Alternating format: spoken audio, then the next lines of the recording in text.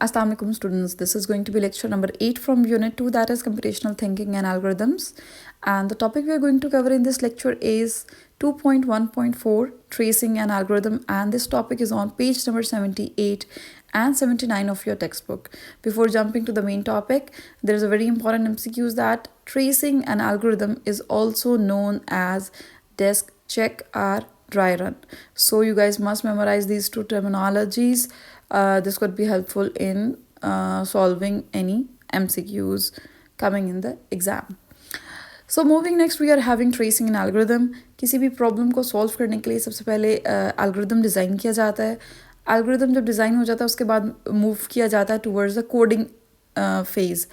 अब ये है कि सबसे पहले जब आपने एल्गोरिदम डिज़ाइन किया तो उसको मैनुअली टेस्ट किया जाता है, मैनुअली वेरीफाई किया जाता है either that algorithm is working correct or not. उसके बाद मूव किया जाता है टुवर्ड्स द कोडिंग फेज़. तो यहाँ पे एल्गोरिदम को वेरीफाई करने के लिए, ट्रेसिंग एन एल्गोरिदम के लिए जो मेथड यूज़ किया जाता है that is trace method. So trace method में बेसिकली हम हैंड सिमुलेट एग्जीक्यूशन करते हैं एल्गोरिदम की to keep change track of variable values and to keep track of flow of logic control. अब इसमें बेसिकली एल्गोरिदम्स में जो भी वेरिएबल्स इन्वॉल्व हो रहे होते हैं हम उसमें ये देखते हैं कि उन वेरिएबल्स की वैल्यूज़ किस तरह से चेंज हो रही हैं और वेरिएबल्स की वैल्यूज़ किस तरह से कहाँ कहाँ अपडेट हो रही हैं. ठीक है. और दूसरा ये है कि जो लॉजिक कंट्रोल है उसको फ़्लो देखा जाता है. नॉर्मली सीक्वेंशियली फ़्लो होता है. कहाँ पे flow through the break statements या किस तरह से ट्रांसफ़र हो रहा है तो वो सारा कुछ देखा जाता है. अभी आप लोगों को प्रोग्रामिंग की नो एंड हाउ नहीं है इतनी, सो इसलिए मैं इतनी डिटेल में आपको एग्जांपल्स भी नहीं दे सकती, but I will try my best कि बहुत सिंपल एग्जांपल्स से मैं आपको जो कॉन्सेप्ट है वो क्लियर कर दूँ. मूविंग नेक्स्ट, यहाँ पे अगर बहुत सा सिंपल सा क्वेश्चन अगर आएगा कि what is the purpose to use trace method, उसके लिए आंसर यहाँ पे है कि trace method is hand execution of algorithm. It uses hand simulate for the execution of algorithm to keep change track of variable values and flow of logic control. So ये जो मैंने 3 lines ली हैं basically जो आपकी book में ही जो paragraph है वहीं से मैंने ली हैं. तो अगर ये इस तरह का कोई क्वेश्चन आता है so you guys may come up with the answer. ठीक है. Okay, moving next we are having the steps for tracing an algorithm, जिसमें वेरी फर्स्ट स्टेप है number 1 step is understand the algorithm. सबसे पहले आपने क्या करना है, जो भी एल्गोरिदम होगा उसकी आपको बेटर अंडरस्टैंडिंग होनी चाहिए. Second step is choose test inputs. आपको पता होनी चाहिए कि कौन कौन सी जो है इनपुट्स हैं जो कि आप यूज़ करेंगे to test the algorithm. The third one is initialization. आपके एल्गोरिदम में जो भी वेरिएबल्स इन्वॉल्व हो रहे हैं, जो भी डाटा स्ट्रक्चर इन्वॉल्व हो रहा है उसकी इनिशियलाइजेशन उसमें होगी. And the fourth one is trace each and every step जो एल्गोरिदम का होगा आप उसको ट्रेस आउट करेंगे. फिफ्थ में रिपीट करेंगे same procedure until the completion. And in the last 6th step में you have to verify the output कि आपको डिज़ायर्ड आउटपुट जो है वो मिल रही है या नहीं. So these are the 6 steps which we will follow to trace an algorithm. यहाँ पे आपकी बुक में उसने थोड़ा एक्सप्लेन किया है तो मैंने ये वाला पैराग्राफ एज इट इज़ यहाँ पे मेंशन कर दिया एज अ स्क्रीनशॉट. इसमें कि tracing an algorithm involves the following steps. Number 1, A step is understand the algorithm. Before tracing is started thoroughly, understand the algorithm's logic flow. Logic बिल्कुल clear होनी चाहिए algorithm की. Algorithm की logic जितनी अच्छी होगी उतना ही जो कोडिंग स्ट्रेंथ है वो भी अच्छा होगा. ठीक है. अब लॉजिक क्या होती है, लॉजिक फ्लो क्या होता है, मैं प्रीवियसली लेक्चर्स में आई थिंक 2 से 3 लेक्चर्स में ये एक्सप्लेन कर चुकी हूँ. दोबारा इसमें एक्सप्लेन नहीं करूँगी. ठीक है. The second is choose test input. Test input का मतलब ये है कि वो कौन सा सेट ऑफ इनपुट्स है जो कि आपने चूज़ किया है for the testing of algorithm. ठीक है. Okay, next is initialization. Initialization में जो भी वेरिएबल्स इन्वॉल्व हो रहे हैं, जो भी डाटा स्ट्रक्चर इन्वॉल्व हो रहा है उसको आप इनिशियलाइज करेंगे विद सम डाटा इनपुट. अब यहाँ पे डाटा स्ट्रक्चर क्या होता है, डाटा स्ट्रक्चर्स आप आगे जाके भी पढ़ेंगे. वेरिएबल्स क्या होते हैं, डाटा स्ट्रक्चर्स क्या होते हैं, ये समझ लें कि variables and data structures are used to store the data. अब वेरिएबल्स तो हम यूज़ करते ही करते हैं, लेकिन प्रोजेक्ट्स में सॉफ्टवेयर्स में डिफरेंट डाटा स्ट्रक्चर यूज़ होते हैं. कौन सा डाटा स्ट्रक्चर यूज़ किया है प्रोग्रामर में, इट डिपेंड्स ऑन कि वो उस प्रोजेक्ट की नीड्स क्या हैं.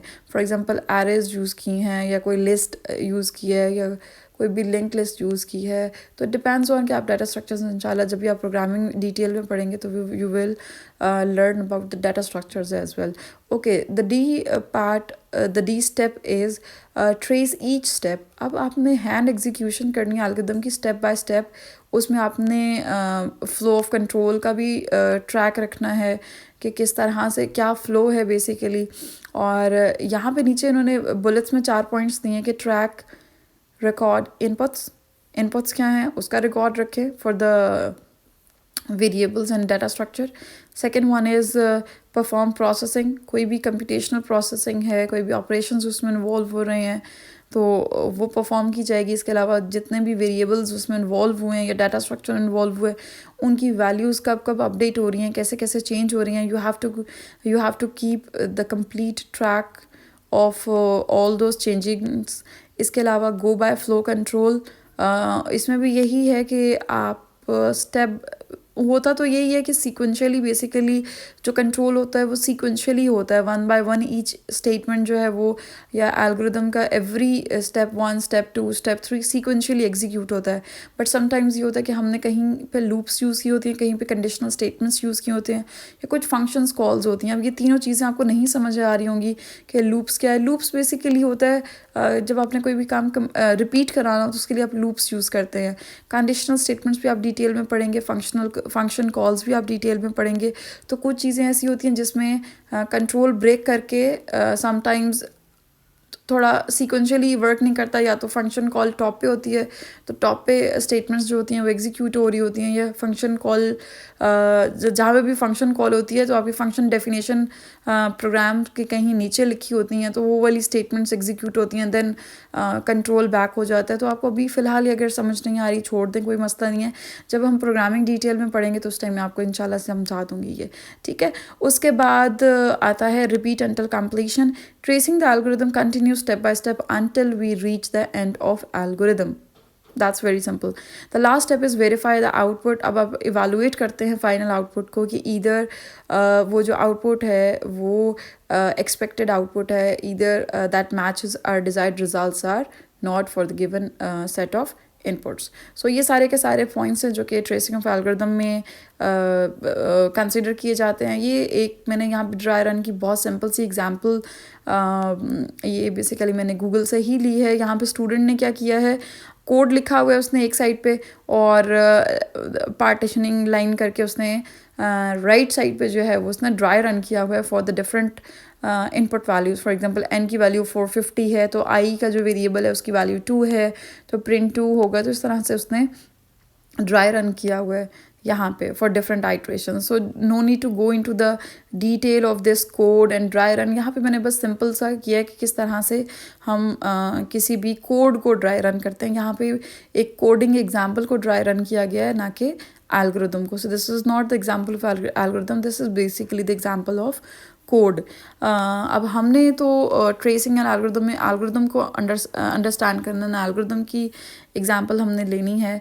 तो मूविंग नेक्स्ट, मैंने जो एग्जांपल मेंशन की है वो यहाँ पे देखें, बहुत सिंपल सी एग्जांपल ली है. That is a multiplication table. आप में से सब स्टूडेंट को आई थिंक मल्टीप्लिकेशन टेबल तो आता ही होगा, 2 का तो टेबल आता होगा, बट यहाँ पे जो मैंने कंसिडर किया that is a multiplication table of 8. अब अगर ये एग्जांपल लें तो इसमें very first one a step जो था that was understand the algorithm. अब किसी भी मल्टीप्लिकेशन टेबल को कोड करने से पहले, इसके लिए कोडिंग करने से पहले जो भी एल्गोरिदम डिज़ाइन किया उसके 3 स्टेप्स मैंने यहाँ पे सामने लिख लिए हैं. ये 3 स्टेप्स भी मैंने अगेन गूगल से ही जो है वो मैंने पिक किए हैं. इसमें फर्स्ट वन है initialize the loop with loop variables i ranging from 1 to 2. एक कोई वेरिएबल होगा जिसकी रेंज होगी 1 to 2 नहीं 1 to 10, ठीक है. And in the second step of algorithm we are having in each iteration print the product I multiplication num. अब I भी एक वेरिएबल है, नम भी एक वेरिएबल है, आई में भी कुछ वैल्यूज़ होंगे, नम में भी कुछ वैल्यूज़ होंगी। किस तरह से ये सारी की सारी वैल्यूज़ चेंज हो रही होंगी, किस तरह से आउटपुट आएगी, मैं आपको अभी डिटेल में सारा कुछ एक्सप्लेन करती हूँ। थर्ड में क्या होगा, terminate the loop when I is greater than 1। चूँकि आपको 10 तक लूप चलाना है तो आप 1 से लेकर 10 तक उस लूप को चलाएंगे, और जैसे ही आई की वैल्यू 10 से ज़्यादा हो जाएगी तो वो लूप जो है वो टर्मिनेट कर जाएगा, वो एंड हो जाएगा। ठीक हो गया। अब बी पार्ट में ये है कि चूज़ टेस्ट इनपुट। तो ये सारा एल्गोरिदम था। एल्गोरिदम के जो लॉजिक थी उसके मैंने लॉजिक के जो 3 स्टेप्स हैं वो मैंने यहाँ मेंशन कर दिए हैं। नेक्स्ट जो है चूज़ टेस्ट इनपुट्स। अब इसके लिए जो टेस्ट इनपुट्स हम चूज़ करेंगे वो यहाँ पे मैंने मेंशन किया है। अब यहाँ पे सबसे पहले मैंने कोड मेंशन किया है। अब कोड में देखिए हम जिस तरह से इनिशियलाइज़ किया है कि n = 8, इसका मतलब है n की वैल्यू 8 है तो हम 8 का जो टेबल है वो प्रिंट करने जा रहे हैं। ठीक है। अगर आप n = 5 कर देंगे तो 5 का टेबल प्रिंट होगा, n = 3 कर देंगे तो 3 का टेबल प्रिंट होगा। ठीक है। ये जो मैंने रेड से मेंशन किया। ग्रीन ब्लॉक से जो मेंशन किया उसमें क्या है, रेंज एक वेरिएबल है जिसकी वैल्यू है 11, और अब एक आगे फॉर लूप लगा हुआ है। तो आप लोगों को फ़िलहाल नो एंड हाउ नहीं है सी प्रोग्रामिंग की, तो कोई मसला नहीं है। ऊपर टॉप की जो लाइंस लिखी हुई हैं इग्नोर कर दें, कुछ नहीं समझ आ रही कोई मसला नहीं है।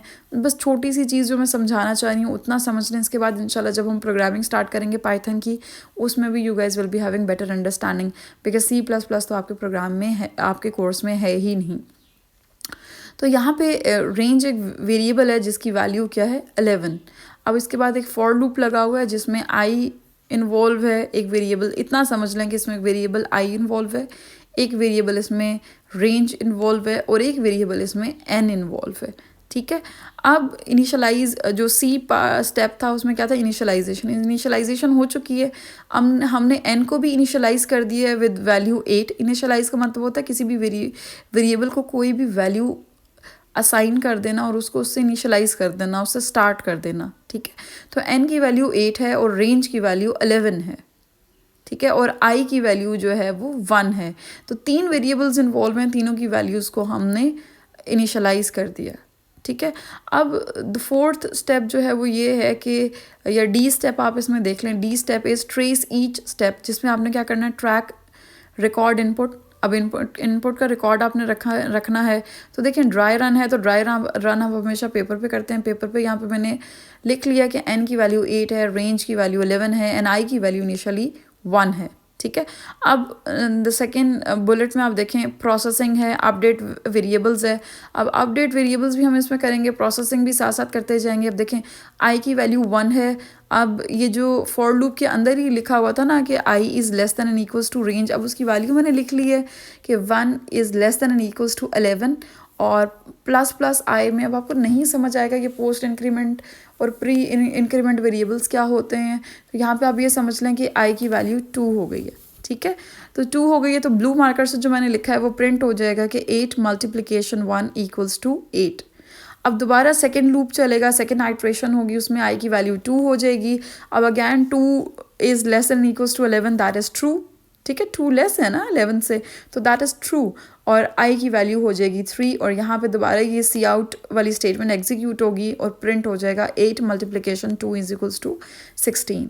नीचे अगैन वो फिर उसी लूप में जाएगा, आई की वैल्यू 3 हो जाएगी, आइट्रेशन नंबर 3 है, 3 is less than equals to 11, true, and i की वैल्यू 4 हो जाएगी, और आपका नीचे सी आउट की स्टेटमेंट प्रिंट होगी और आई की वैल्यू हो जाएगी 8 × 3, that is 24, and it goes on. Okay, and it goes on. अब इसी तरह से आप ड्राई रन कर लोगे for all the values of variables, and each and every iteration को आप स्टेप बाय स्टेप सीक्वेंशियली जो है वो इस तरह से ड्राई रन कर लेंगे। नेक्स्ट ये है कि रिपीट अंटिल द कंप्लीशन। ज़ाहिरी बात है कि सारी की सारी रिपीट होती रहेंगी until our final result.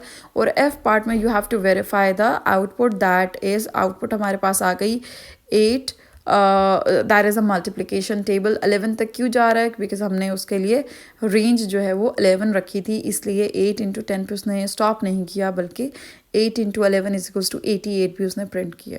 So this was very simple example. मैंने कोशिश की है कि आपको थोड़ा सा ओवरव्यू दे दूँ, अदरवाइज ज़्यादा डिटेल्स में आपको जाने की ज़रूरत नहीं है। आपके सिलेबस में बस इतना ही है कि आपको ये स्टेप्स पता हों, दैट्स इट।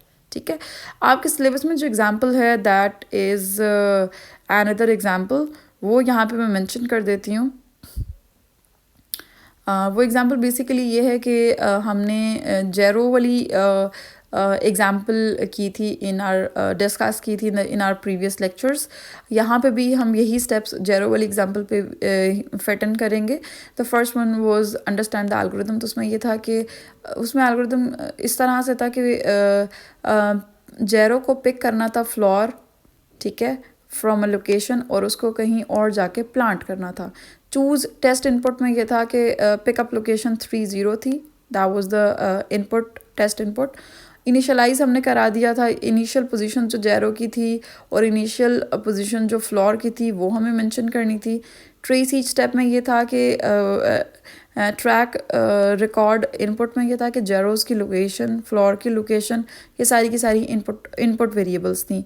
प्रोसेसिंग में ये है कि किस तरह से जेरो ने मूव करना था, किस तरह से टर्न लेना था, किस तरह से उसने फ्लोर को पिक करना था, देन उसने फ्लोर को पुट करना था। So these are all required processing. उसके बाद आपने वेरिएबल्स को जिस तरह से अपडेट कर रहे थे, इसके बाद आप जिस तरह से गो बाय कंट्रोल फ्लो में जिस तरह से आपने एल्गोरिथम को फॉलो किया सिक्वेंशियली, वो सारा आ गया।